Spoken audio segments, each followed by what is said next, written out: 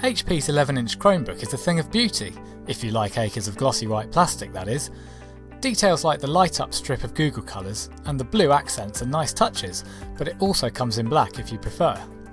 Look around the curved edges and you'll find more seamless plastic.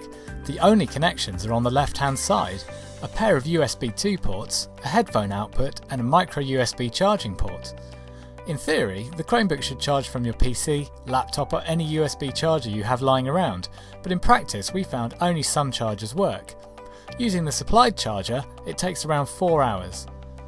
The lack of HDMI isn't a big problem, since you can buy a slim port adapter for between £10 and £20, and this will give you a full-size HDMI output. What's annoying is the absence of an SD card slot, although USB card readers don't cost much. The keyboard is excellent, it's sturdy and pleasant to type on. The dedicated search key, in place of the caps lock, is genuinely useful, and the top row of shortcut keys lets you adjust brightness, volume and more. The touchpad isn't so successful. Its rough surface is the opposite of the smooth plastic elsewhere, and instead of gliding, your fingers stutter over it and it doesn't feel as sensitive or responsive as it should do. There's support for gestures, including scrolling and pinch to zoom, but the buttons are built in and we always prefer separate buttons. There is good news however. The screen is actually very good.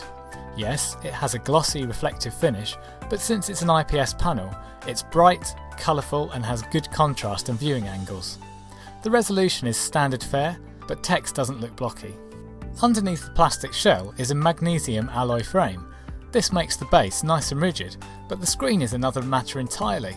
It flexes, bends and twists an awful lot, but if you're careful you should have no problems. Weighing just 1 kilogram, the HP Chromebook 11 feels amazingly light and you can carry it everywhere with you. Powering the Chromebook 11 is the processor from Google's Nexus 10 tablet.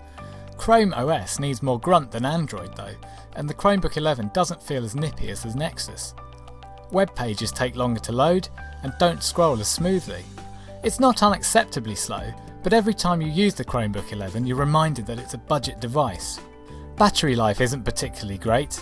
It lasted around 5 hours in our tests. That's around half of what the next generation of Chromebooks promised, which should be launching soon. If you've never used Chrome OS, it can take some getting used to. You can think of it as a laptop with only a web browser, which means that there are few offline capabilities. Google has made offline Gmail and Drive a lot better, but you can't get a Chromebook out of the box and create a new document with no internet connection. Printing is possible as long as you have a newish compatible printer, and you can download email attachments and save them to the 16 gig of internal storage or a USB drive. You also get 100 gig of free online storage for 2 years, which is standard with all Chromebooks. The Chromebook 11 looks great. It's small and light and has a good screen.